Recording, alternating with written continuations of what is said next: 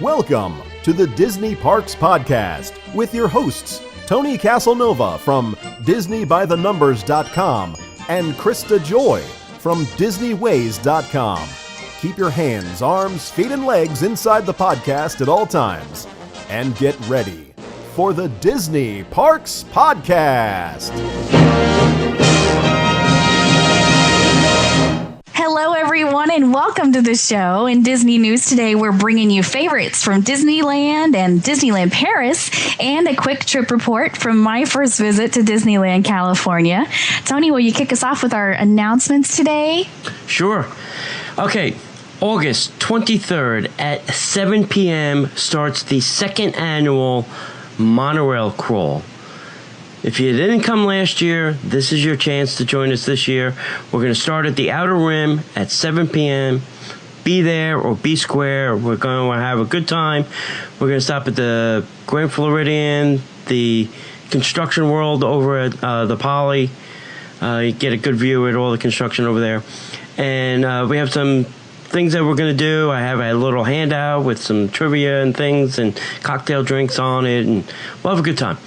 The goodie bags for the monorail crawl are sponsored by myfantasyband.com, the official sponsor of our goodie bags for the monorail crawl. So don't forget, you can go to facebook.com/Disney Parks Podcast.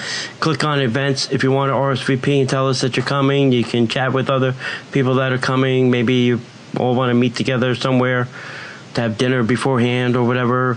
You can do all that on facebook.com/Disney Parks Podcast.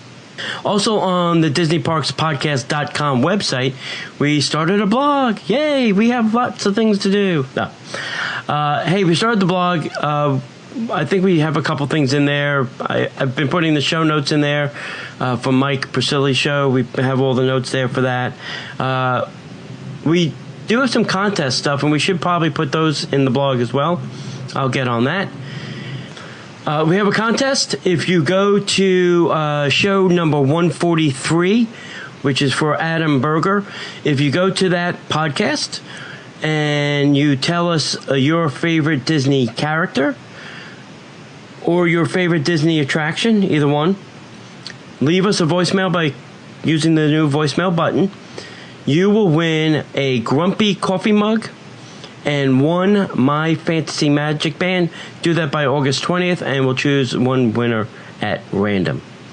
So there may be a contest in every show now. So you should go to DisneyParksPodcast.com and look at the show information. And if it's not there, we may also put it in the blog. I'll have to see if we can work it into the blog as well. But so now we're going to have contests. I have some stuff that we can give away as well, and I'm sure Krista will solicit and get stuff that we can give away. So, yes, we're giving kind of people here at the Disney Parks Podcast. Mm-hmm. Okay, Krista, what do you have in news? And now, Disney Parks Podcast News. All right. Well, to kick off the news this week, we're going to start off with a quick tip from Randy. We're calling this segment Randy Recommends. So he's sending us a tip from Disneyland in California. Remember, you can find Randy at faithinthemagickingdom.com. Okay, so here's what he says. World of Color is the nighttime spectacular at Disney California Adventure Park and is a definite must-do when visiting the Disneyland Resort. Pretty much the only way to see it involves having a reserved space. That can be done by getting a fast pass in the morning, which will give you access to the viewing area beginning about an hour and a half before the scheduled showtime. But if you want a good view, you need to line up at least 45 minutes before that. Between lining up, waiting in the viewing area, and seeing the show, that's about 2 hours out of your day, probably 2.5.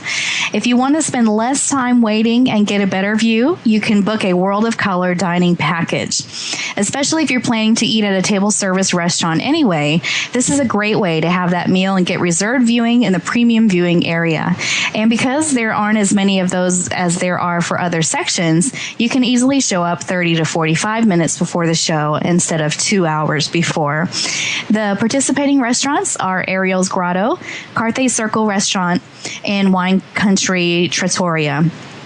Prices vary a bit by location, and advanced reservations are highly recommended and can be made up to 60 days prior to your visit. The World of Color dining package is a great way to get the best possible viewing area for the show and have an extra 2 hours or so in your day for other fun instead of standing around. So, Tony, I have personal experience with this now because I actually booked the dining package for Carthay Circle on my first visit to Disneyland. Right. And something Randy didn't mention is they, when you go and have your meal, they give you a special menu to order off of. Right. So I don't know if I was a fan of that because I would have rather gotten, picked and choose off the menu a little bit more, but you kind of have to order, it's a prefix. So that means you pick an appetizer from the list, you pick an entree from the list, you pick a dessert from the list. And then if you want anything else extra, you got to pay extra money for it. However, we did get our, passes for World of Color or whatever. It is standing room only, just like, our fireworks here. It's not like you get to sit down and enjoy the show. Unfortunately, you kind of have to stand there in the crowd. And basically it just gives you a closer spot. I mean, it's pretty much just, this rope to this rope, walk in. Now you get to see World of Color. Instead of from way back there, you're a little bit closer. So, to be honest with you, I'm not sure that I would do it again. I think that I probably saw just as much of the show as I would have if I didn't get the dining package because there were tall people standing in front of me. So there's not really a lot you can do about that when it's like a general, section. However, the show is incredible. It's absolutely worth seeing. We don't have anything like that here at Disney World. But it's great. So I don't want to talk all day about that, but that's just my feelings on World of Color. Yeah, and be careful how close you really do stand because you can get pretty wet. Yes, that's true. And they put signs up warning you, but really. And it depends on which way the wind blows. Even though that sign is over there to the left, if the wind is blowing to the right, you're going to get soaked because they have some huge water screens like a Fantasmic show. And I do agree with you that I am not a fan of... They do the same thing for the Fantasmic show. You can eat it, Mama Melrose and Brown Derby, but you have to pick off this special menu. And I really think that's so that they can get you out faster. But if you're eating early enough, why do I have to have this, quick menu, when the show doesn't start for another 3 hours? Is it going to take you 3 hours to cook a filet mignon over, tortellini? I don't think so. Yeah, at least with our Fantasmic, you get to sit in the stadium on a bench, Yeah. Well, they don't have that luxury because of space and all that other stuff, but yeah. So at least you got to see the show. It is, I think, one of the best shows that Disney has produced in a long time, so... It's absolutely wonderful. Don't get me wrong. It's an amazing, amazing show. So, and we also just want to remind everybody that for your Disney-inspired magic band covers, you want to contact myfantasybands.com. When fabric covers are bulky and rubber charms pop off, be a trendsetter and enjoy these gorgeous matte finish decals that stay put. Free shipping is always included. You can check out myfantasybands.com and remember to type in DP Podcast 15 at checkout for a 15% discount. Our thanks to the sponsor of this episode, myfantasybands.com. All right, Tony, what else do we have today? Here's another couple of reminders. We started over at the DisneyParksPodcast.com website. We have a page now called Friends of the Podcast. If you want and you need a stroller or you need a travel agent or you need some fantasy bands, those are all the people that we would like to support in the Disney community. So if you're looking for a vendor or something, go check out Friends of the Podcast page and you'll see all the people that we're trying to support. We sent out a newsletter again. Number 2 went out the door, and that was to everybody that was on our newsletter list. So if you are not a subscriber, please go out and subscribe. This one was an event reminder for the monorail crawl. And we did get, it looked like some responses on Facebook from that. So there you go. So go check that out. I wanted to put in here a little... I went to a preview, and the movie's been out for a while now, Guardians of the Galaxy. And I have to tell you, I didn't read anything about the movie. I don't know who was in it. I didn't do anything. I had no pre-notion before I went into the movie theater. And I was pleasantly surprised and shocked really how good this movie was. I did not... I don't know what I expected. I really don't. But I'm going to say this. It was like Star Wars, Indiana Jones meets like Spaceballs. It was funny. It was sci-fi. It was entertaining. Kids were laughing. Adults were laughing. It was really a great movie. And the lineup for this movie, you can't believe the cast. I mean, it's everything from Chris Pratt to Zoe Saldana to Vin Diesel to Bradley Cooper to Glenn Close, John C. I mean, the list goes on of the voices and people that are in this movie. So I can't say enough good things about it. If you haven't, go out and see it. It's in 3D or 2D. It's rated PG-13, so you can take almost the entire family with you. So go check it out. We are going to try something new and exciting. You're probably listening to this on some audio device in your car, on your treadmill, on your jog or whatever. But starting Monday, September 15th at 7 p.m., we are going to have a live Google Hangout. So you will get to see us, our pretty little faces, live on Monday, September 15th. If you want, we are going to post some info probably in this show notes or maybe send out another email in the newsletter. There will be something on our page that you can go click on and get directly hooked up to that. We'll set that all up and get that going soon, and then we'll talk about it more in future shows. Also, if you have not, we have a YouTube channel. It's youtube.com/user/Disney PK podcast, and there you will find videos and our shows and all that other good stuff. Do I have to say? All right. Well, I can say it real quick. Okay. We're also having a separate contest, too. If you want to email us at our designated address, it's DisneyParksPodcast@gmail.com with the name of your favorite character. One listener this week is also going to win a free My Fantasy Band decal. So we'll be doing that for the next 2 or 3 shows. Send us an email with your favorite character, and you just might get chosen for the free decal.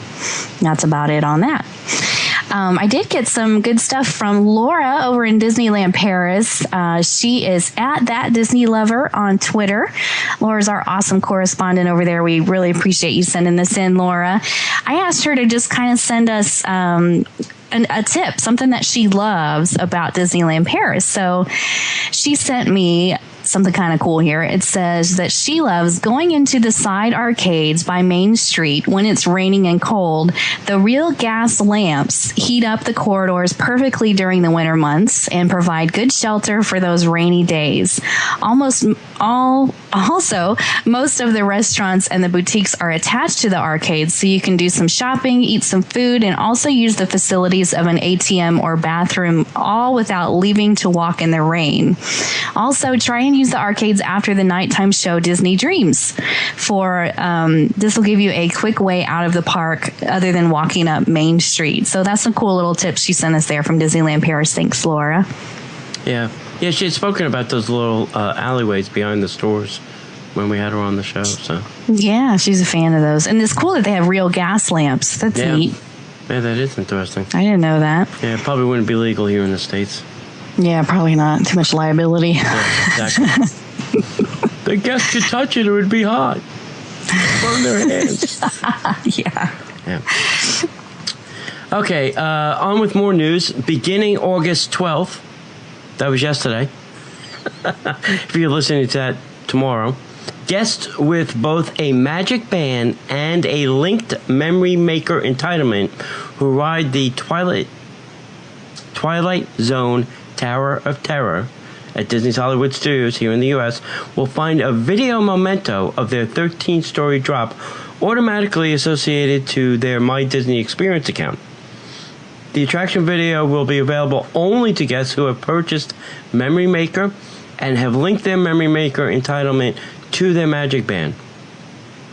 If you don't know how to do that, ask a cast member when you get to the park. Guests with linked Memory Maker entitlement will also be able to view and download the videos of their linked family and friends managed guests that they also have Magic Bands. So there's an extra bonus. So if you're there with your family and some friends and you kind of split up and go different ways, you'll be able to see everybody's picture as long as you're linked to their Magic Bands. I will say this, though. There is the good and the bad with that. What I found out recently was, in my Disney experience, if you have, let's say me and Krista are friends on my Disney experience, and one day we say, hey, we're going to go to the Epcot, and I pick a couple of fast passes for us to do. But if Krista goes there earlier and she tries to get different fast passes, the system will tell her no, because I've already chosen her 3 fast passes. When you're making fast pass choices for friends, be warned that they may have trouble if you don't actually go on those things. So, and then it becomes a little bit of a hassle in the park to try and explain that to a cast member that somebody else booked you on a fast pass. You want to get rid of those and make new ones.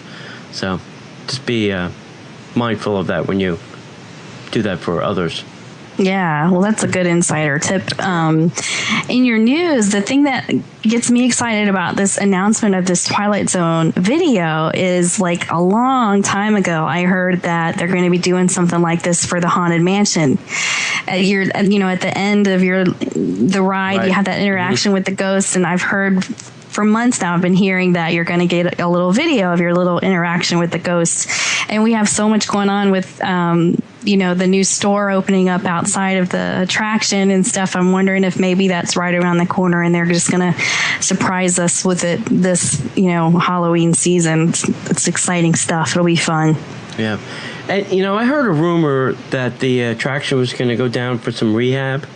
If anybody knows anything about that, email us or text us or tweet us or Facebook or whatever. I heard it was going to be somewhere around November or December. So if you know of a Haunted Mansion rehab, let us know. Wow. All right. Well, in other Walt Disney World news, with the Narnia volcano pool closed for refurbishment over at the Disney's Polynesian Resort, the guests there have actually been given open access to one of the Walt Disney World water parks. Initial communications from Disney indicated that the Polynesian Resort guests would receive complimentary single-day access to the Blizzard Beach. There was kind of a lukewarm response from the general public, apparently, and that prompted Disney to reevaluate that offer. So during the pool refurbishment, Polynesian guests will receive a free access to Blizzard Beach throughout their hotel stay. Access includes dedicated bus transportation between the Polynesian and Blizzard Beach, a dedicated entrance gate, and complimentary towel rentals. This sounds good to me. Additionally, all Polynesian guests purchasing refillable beverage mugs can refill those mugs at Blizzard Beach. Complimentary beverage refills are normally restricted to resort drink dispensers, so that's why this is good news. And then later this year, when Blizzard Beach closes for its annual refurbishment, the Polynesian guests will be granted free access to Disney's Typhoon Lagoon.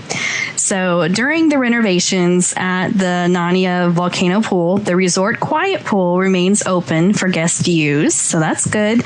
And unfortunately, Polynesian guests are not permitted to hop to pools at neighboring resorts. Work on the main pool is scheduled to run all the way into spring of 2015.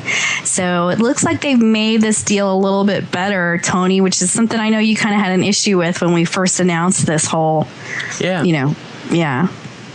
because I mean, one day it was like, well, what if I want to use a pool every day? Now, I wonder if, because they're still calling it the quiet pool. Is it still the quiet pool, or is that, now that there's no pool, is the quiet pool the main pool? I've recently seen pictures, and it really didn't look that crowded, so maybe people are taking advantage of the Blizzard Beach deal, Wow. Well, that's good. Yeah. But would you want to get on a bus, would you want to get on a bus and go to Blizzard Beach every day if that was your you come back from the park, you want to take a dip in the pool, and then you want to go back to the park for dinner. Yet now you have to get on a bus, go all the way to Blizzard Beach, go in the pool, get on a bus, come all. That doesn't sound like it. It's great that you get to use Blizzard Beach as your pool, but it just doesn't sound like it's a quick thing now.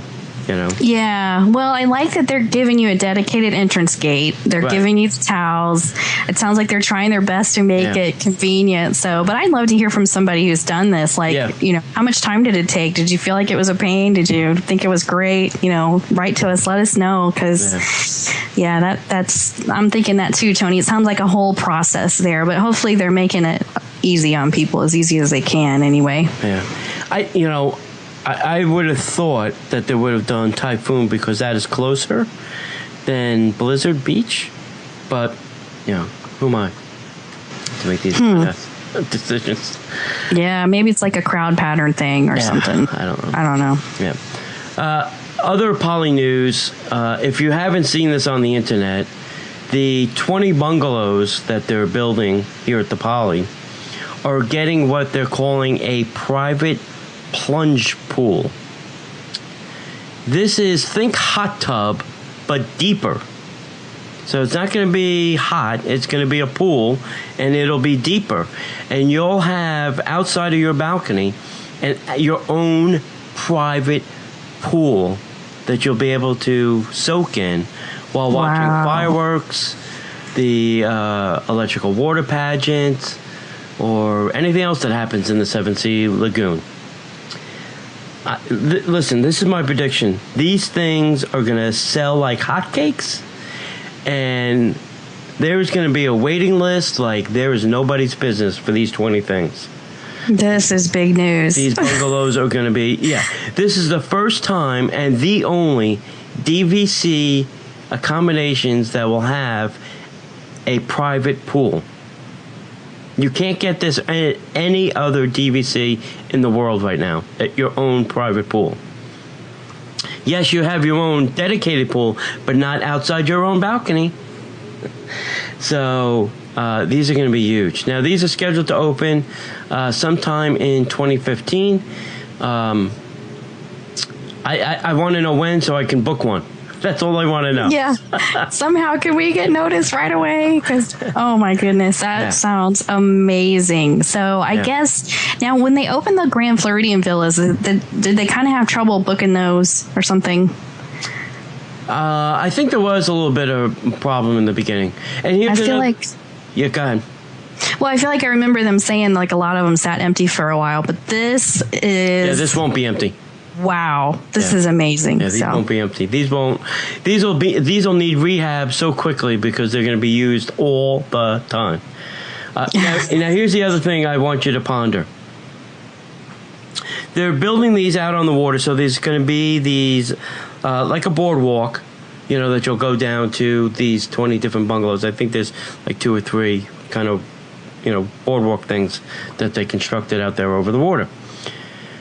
Are they going to have some kind of gate or guard there? Or because all I can imagine is I'm on my little bungalow in my private pool, and then there's people that are going to want to be out there watching fireworks or the water pageant.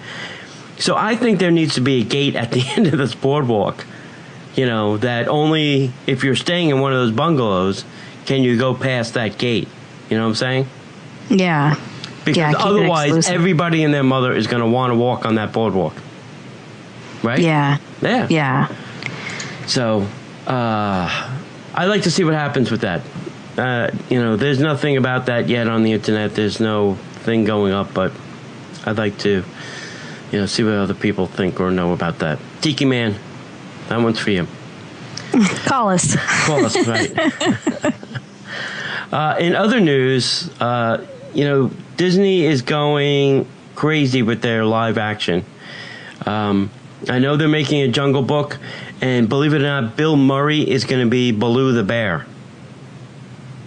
Now, not all of the things, I don't think the animals are going to be live. I think they're going to be animated, so Bill Murray's going to voice that. He's not going to actually, be the bear in a bear costume kind of thing. Now they're also talking about Disney's Alice in Wonderland Through the Looking Glass will begin principal photography. Actually, this happened last week. Featuring award-winning production team and an all-star ensemble cast. Shooting on location at Shepperton Studios in England, the film is slated to be released on May 27th, 2016. And guess who's coming back? Johnny Depp, Anne Hathaway, Mia Wasikowski, Helena Bonham Carter, Rye Infants, and Matt Lucas. And this is being directed by none other than Krista? That would be... I don't know who's directing it. Nightmare Before Christmas. Oh, Tim Burton. That's correct. Ah, awesome. So, well, there's already been a live Alice in Wonderland movie, right. So and this is the extension of the, like it's the sequel or prequel or something. Oh, like a prequel. Okay, yeah. I gotcha. Yeah. Neat. So. Very cool. Listen, don't send me hate mail. I'm not a big Tim Burton fan. I'm just saying, he's a little bit out there sometimes. Should be interesting. For fans of Tim Burton, though, I think they're going to love this one. It's going to be good. Yeah. So, and if you like, and if you like Johnny Depp, obviously, this will be on your everybody. Yeah. And talking about Johnny Depp, I heard at Comic-Con, guess what's coming? Another Pirates movie. Oh, shocker. We're gonna make sure this pirate franchise is really gonna be dead. Can they kill Jack Sparrow? I don't know how many more they can do. I really don't. Johnny Depp said he loves doing it, and as long as they say yes, he'll say yes. So that may be a problem because Disney doesn't mind the money. Yeah, that's interesting. I don't know if this is true or not, but I read that originally they wanted Jim Carrey for that role. And he had to do, I think it was Bruce Almighty or something like that. So he wasn't able to be Jack Sparrow. But I wonder how he feels about, all this work that he's been missing out on. But I know Jim Carrey's doing all right anyway. Yeah, he's doing fine. Okay, what else we have, Krista? Okay, so real quick, I wanted to do a shout out and a thank you to Cheryl from quickanddirtytips.com/mighty-mommy. She recently did a podcast and wrote a blog about her 5 tips for planning a magical Disney vacation. And she mentioned us, the Disney Parks podcast, as well as DisneyWays.com as a great way to familiarize yourself with the parks before your trip.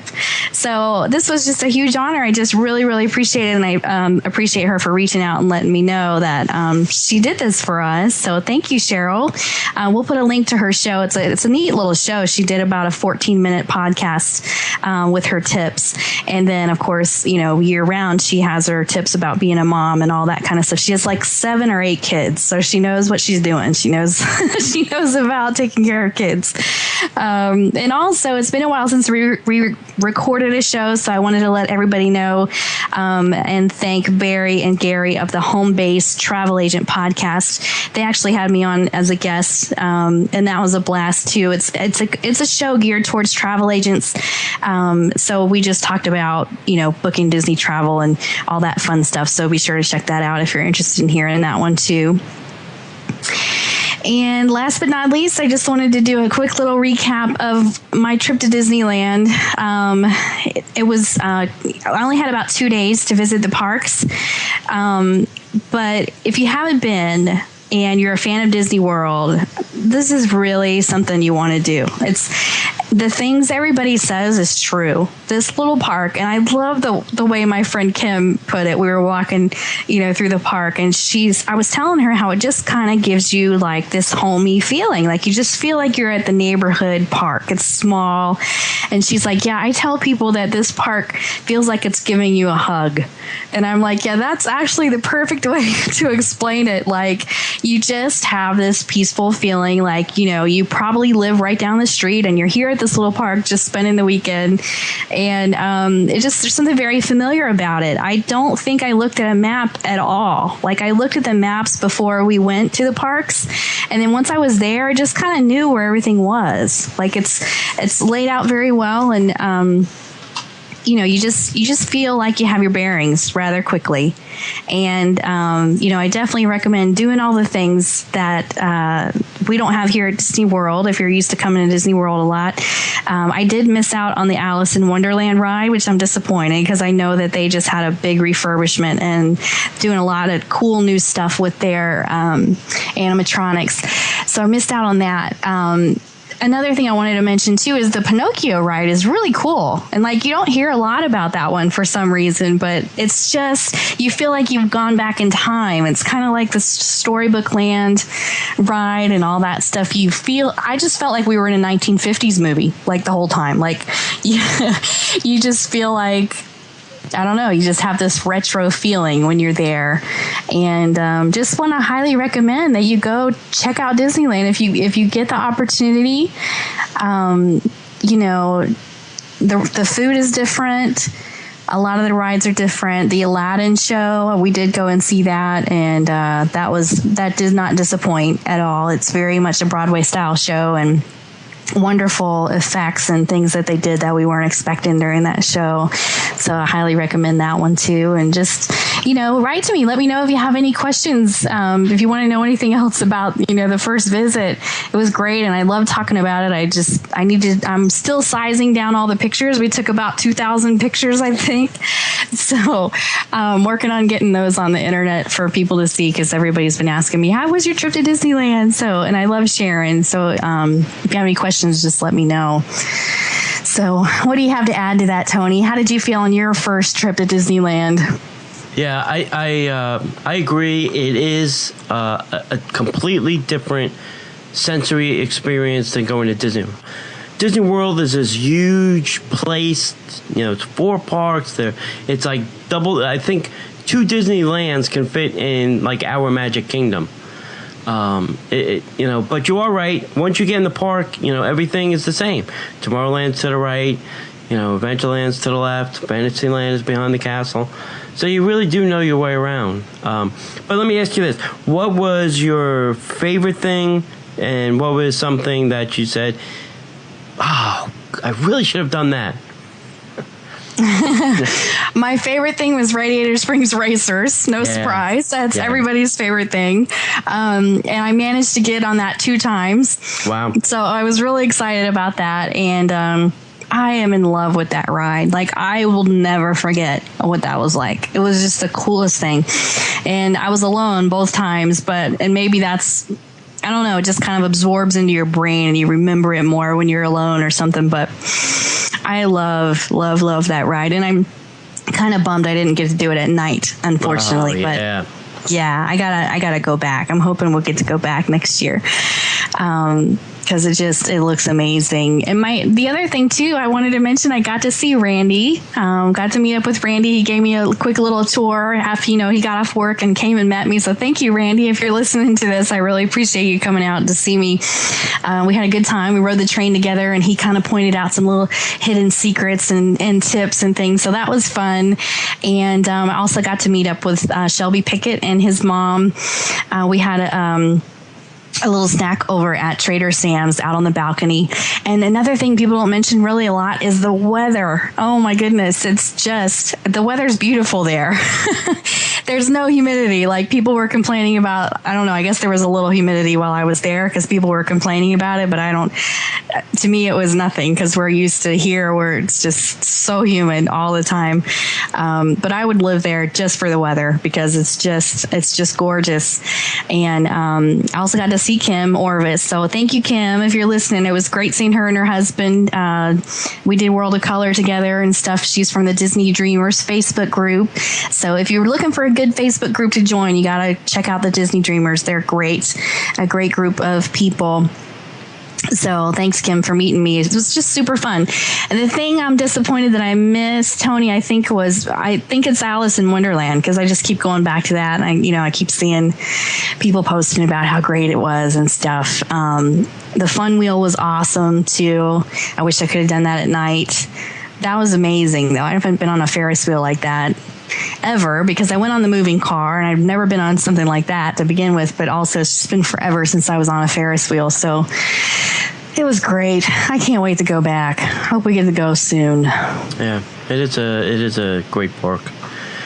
So, all right. Unfortunately, Disneyland has to come to an end.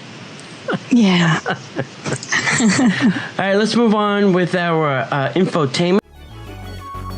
And now, the Disney Parks Podcast Infotainment segment.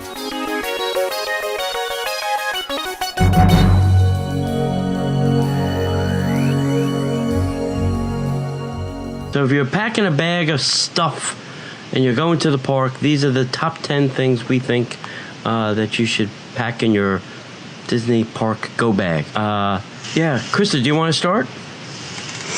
Okay, so one thing I thought of right away is actually a poncho, because you can get those like at the dollar store if you think ahead, and if you don't wait till you're at the parks, because if you wait till they're at the parks, they're like $8 or $9, I think, for a poncho. So they fold up really small. You can put one in your little pouch and walk around with it all day, and then if it does rain, you'll have it. It tends, this summer it's been raining pretty much every day, so just a heads up on that. A lot of times the showers are really short-lived. It just passes over really quickly, but they can be kind of, intense and crazy. So you don't want to be in a queue outside without a poncho or some kind of small umbrella. So I'm going to go with that one for my first choice. How about you, Tony? Yep, that's good. I will say this. For men, we typically don't carry a bag. Women carry purses and things like that. For a man, I'm going to say these are things that you could put in your cargo shorts. My cargo shorts is like my new duffel bag. The things you could put in your cargo shorts, I could carry everything you have in your diaper bag in cargo shorts. So, and if I'm not carrying my cargo shorts, then I sometimes do have my Merce, and everybody knows that. So I'm just that. All right, I'm going to start with a camera. Now, there are many, many types of cameras. There's the cell phone camera, there's the point-and-shoot camera, there's the more expensive DSLR cameras. So bring some type of camera. Now, I vary the camera depending on how long I'm going to be in the park and what type of pictures I want to take. So if I am going for a quick trip and I'm not going to spend a lot of time and I just want some quick pics, I'll usually just take my good point and shoot. I have a nice Sony CyberShot that allows me to take some really great pictures, and I don't have to do anything fancy. If I'm going maybe and I want to take some special pictures, maybe it's at night, then sometimes I'll bring my big, ugly DSLR and I'll lug that thing around. It's not my favorite camera to take if I'm going to spend a lot of time because it's heavy, it's bulky, and I don't want to bang it on every tourist between, the entrance and the exit. So I don't do that. And if I'm a total moron, then usually I only have my cell phone camera. And, hey, we all know an iPhone can take some pretty good pictures too. So sometimes I can't tell the difference between my point and shoot and my iPhone pictures. They almost look the same. So I agree. Yeah, the daytime photos come out beautiful, but I try to, if I know I'm going to be there after dark, then I'll try to bring an extra camera because they tend to not take the best pictures at night in my experience. But yeah, the iPhones are awesome. Yep.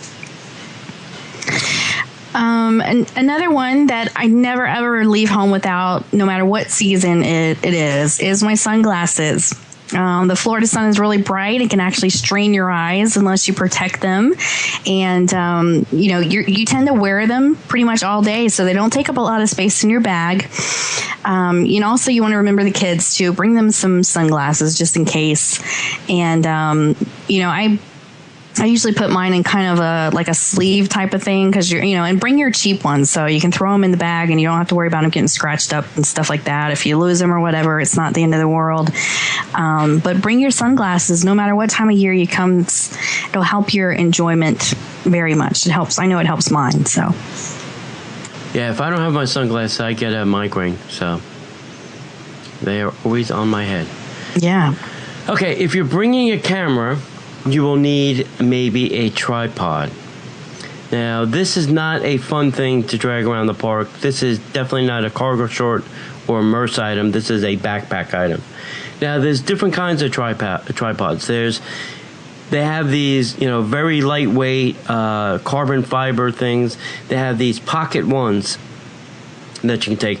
Now, the pocket ones are great if you don't want to be able to, if you don't going to take shots where you're trying to get over people's heads and things like that. These little pocket guys are not very tall. They're usually 40 inches or shorter. So if you're standing in front of the castle and you want to kind of get your camera above people's heads, those little pocket tripods will not do the trick. The carbon fiber ones, which are a lot lighter, some of those are taller, and you will be able to get good shots over people's heads. If you bring in your full blown on tripod, yeah, that's a big thing to lug around. Now, a tip if you are going to bring your big one, if you're only using it for your night shots and you're there at rope drop, throw the thing in the locker, and then you can pick it up at night, and then you can carry it around for your night shots, and then just exit the park. So, there you go, tripod. Yeah, I love that. That's a good one. Sorry about that. I'm back. Okay. So the next one I wanted to mention is sunscreen. So here's what you want to do. You want to put on a good layer of sunscreen before you go. But another good little tip, if you get one of those little Tupperware like pill boxes, they're really small. You can actually go ahead and just fill that with sunscreen. And then you're not lugging around a whole huge bottle of sunscreen all day, but you still have your sunscreen. And also you want to, do touch-ups and stuff on the kids. So that's a good thing to have, just a little like Tupperware container of your extra sunblock. They also make those little waterproof sticks that are really small. So if you like to travel light, which I do, I try to bring as few items as possible into the parks with me to lug around. It's different when you have the stroller because you can, put stuff in a stroller and it's a whole different thing. But when you're a grown up by yourself walking around, you try to pack light. That's something you can do. Just bring, the little things of sunscreen with you. You'll be glad you did if you just take that extra time to pack that along. So sunblock is a big deal. I know, Tony, you don't really do a lot of sunblock, but you wear your hat a lot. So yeah. That's good. Yeah, my shiny dome gets too much sun sometimes. So I have to wear a hat or sunscreen. All right, so next is, so you have your iPhone, you have your camera, you have all this other stuff. You're going to need extra battery power, something to juice all these battery draining devices that you're carrying. I've seen people in the park that got their iPhone, their iPod, their, whatever, their tablet, their Galaxy 5 Note, 6 Note, 7 Note, whatever. You're going to need some power. Now, there are different choices. There's small little like lipstick stuff that can, charge one iPhone. You'll probably get maybe 2 cycles. But there are other larger rechargeable battery power things that you can bring that you can sometimes charge 2 iPhones, maybe an iPhone and an iPad, maybe 2, 3 iPhones. Some of them have as many as 4 ports on them now.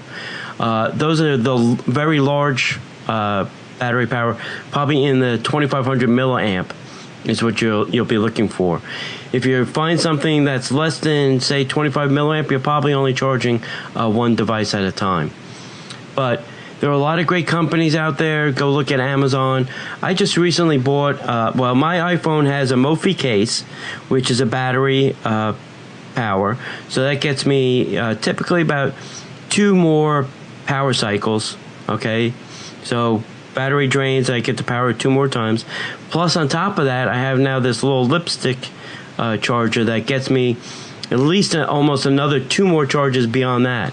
So I know you're saying to yourself, well, that's a lot of power. But, if you're using your cell phone to take all these pictures and you're making phone calls and you have your GPS on, your battery goes quick in the park. You're sitting on My Experience app to make fast passes and check in for dinner and blah, blah, blah. The battery goes quick. It really does. So it sure does. Yeah, bring backup battery power. It's a good one. Another one not everybody thinks of is Ziploc bags. To go with your iPhone thing, if you put an iPhone in a good sturdy Ziploc bag and seal it up tight, then when you go on Cali River Rapids, you don't have to worry about your iPhone getting all wet. Or if you leave it in the stroller or whatever and go do the ride and there's a downpour outside, your phone's going to be okay. It's going to be safe and dry. They're also good for putting, if you get your socks all wet and stuff, you can put them in a Ziploc bag. Just carry one with you. And also even like maybe a little grocery bag, just kind of crumple it up and keep it, because you just never know what you might need to throw away, or, there's just a million uses for a bag like that. So it doesn't hurt to have one if you have room in your bag. Bring a plastic bag, bring a couple of Ziploc bags. You won't be sorry. And maybe put snacks in a couple of those bags too. And bring them along. Hey, one thing I forgot to mention with my cargo short tip, men, if you have your cargo shorts and you stuff them up, you can go through the line without a bag check. Time saver. Because they don't care what's in your cargo shorts. They're not going to frisk you. Another reason to use the old cargo shorts. Okay, another thing that you should bring is your charger cords and your charger cables and things like that. If you don't have the extra battery that I was talking about earlier, if you have your cables and your chargers there, you can find an outlet and plug in and charge up. I know Town Hall, if you leave your phone and your charger, they will charge your phone for you for free. You leave it there. And do they still have those stations over at Tomorrowland? Do we know, Krista? As far as I know, yeah. Okay. So there's some charging stations in Tomorrowland. They're not all over the place in the other parks yet, but maybe those will be making their way into other parks. You have to go back and listen to an older podcast to find out what I'm talking about there. But there are outlets along the way, and I think Disney is trying to make accommodations in certain places. I know also in the Space Mountain gift shop, there is also a power strip along the wall, maybe 15, 20 outlets there to charge your phone. So bring the cables, bring the cords, bring all that, because if you don't have extra battery, at least you can find a place to charge them up. Yeah, I love that. Another big one too, I never leave for the parks without my little tiny bottle of hand sanitizer. It's in handy. You probably can use that all day long and it's still, you'll still need it. It's a great thing to have. Another thing too, if you think of it, if you have baby wipes because you have a baby, then that works too. But they make these antibacterial hand wipes, and those are great to have also, because if you're going to be doing quick service and maybe it's really crowded and nobody has been by to clean up your table or whatever, they're great for just cleaning off the table really quick so you can sit down and eat a little bit sooner than maybe you would have if you hadn't brought the wipies. And, just for hands and face, and it's just great to have those with you. They make the little sanitizer bottles now even with clips already on them. So literally you can just clip it to the outside of your bag and go.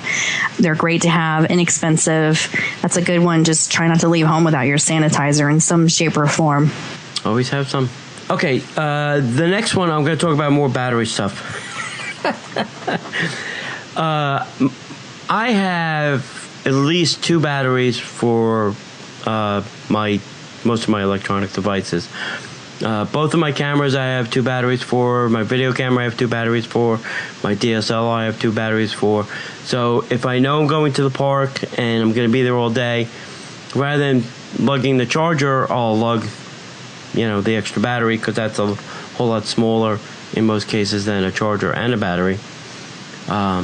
And this way, if I want to continue my camera or video usage, I don't have to, worry about looking for a place to charge.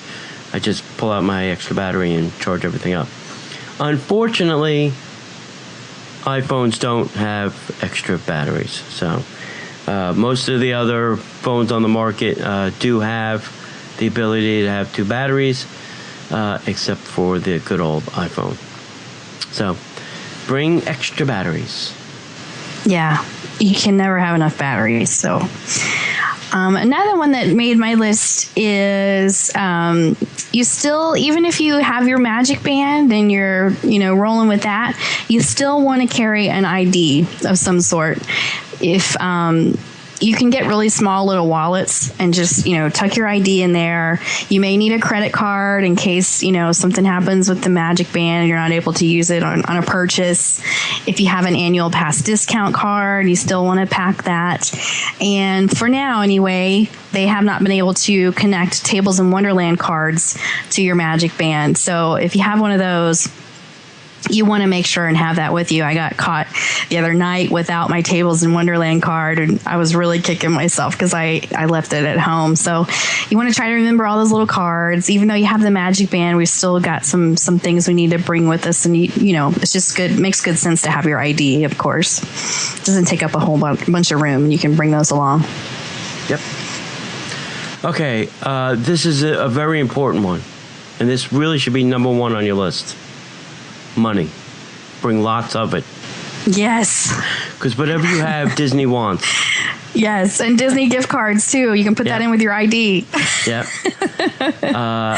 Nothing is free in the park except for the fun. Everything else will cost you something. All right. Going to the bathroom is free, and the hot water fountain water is free. After that, that's it. You're done. So bring money and lots of it. Some people don't bring money, then bring a credit card or a gift card or a traveler's check or something. Yeah. Yep. They'll take it. Yeah. Oh, yeah. They'll take anything. Well, did you have any other ones? I think we did at least 10, but did you have any more? What else? During the wintertime, it does get cold at night. And you may need a jacket or a sweater or things like that. And it is kind of a pain in the neck sometimes in the winter. It's 70 degrees in the morning, and then it drops down to 40 at night. And that's the crazy weather of Florida sometimes. So if you are coming in the winter months, like November, December, January, February, you may have to pack something, like a jacket, a sweatshirt, a sweater, or something like that. Yeah. Yeah, and another thing, if you're going to be in the park all day and you have meds that you need, bring your medicine with you because, you probably don't want to go back to the hotel, get your medicine or whatever and then go back to the park. If it's portable and you can take it with you, take it with you. Agreed. Yeah, it's not a bad idea to just have an Advil and a Tylenol in your bag too, just in case. If it's a real emergency, I think you can pick those up at first aid, but they're not super easy to find. And if you've got a headache, you don't want to be walking around searching for Advil. So just, bring it with you just in case. Yeah. And we should probably give honorable mention to water as well. If you get a little water bottle, fill it half full with water, put it in your freezer, and then, the night when you're about to leave for the parks, fill it the rest of the way with water. You'll have nice cold water all day long. I've only seen them at Disney, Tony. I don't know if you've seen them elsewhere, but they make these little, it's like a clip. What's that? The little foldable ones. Oh, yeah, that too. The bottles. Yeah. But there's also like a clip you can buy, and it's got a little rubber piece on it shaped like Mickey Mouse. And you can clip that on your bag and not even take up room in your bag with your water bottle that way. So if you can remember to do that. Otherwise, you can always get it for free at the quick service, places and stuff like that. But you got to stand in line. So yeah. One thing I saw, if you're going to take a water bottle, if you can actually take a water bottle, Brita makes one that actually has a little filter. So you pour, from a water fountain or from, a quick service cup, you pour that water in there and it's not the best filter in the world, but at least it makes water fountain water taste somewhat good. Mm-hmm. And then I also think that centerpiece can be chilled. Like you could put that in the freezer the night before, and then that filter piece is also like a little chilling rod in there too. Cool. Yeah, but the only place I know that makes something like that is Brita. So you may want to go to the Brita website and check them out. Maybe they should be a sponsor. They should. Call us, Brita people. Give us a call. Yeah. And also the Mio people, because there's that little flavoring. You can put like a couple of drops of flavoring if, the water really bothers you or whatever. You can bring those with you too. So, but I think that about wraps it up. Yep, I think so. Right. Okay. Great. Well, we just want to thank you so much for spending this time with us, tuning into the show. We hope you enjoyed the news and our top 10 ideas of things to pack in your Disney park bag before you head into the parks. And, reach out to us, Facebook, Twitter, Instagram, all that good stuff. We're everywhere. We'd love to hear from you. And we'll see you in the parks. The Disney Parks Podcast is not affiliated with the Walt Disney Company. All Disney parks, attractions, lands, shows, event names, etc. are registered trademarks of the Walt Disney Company. Like a bolt out of the blue, fate steps in and sees you through. One you wish upon a star, your dream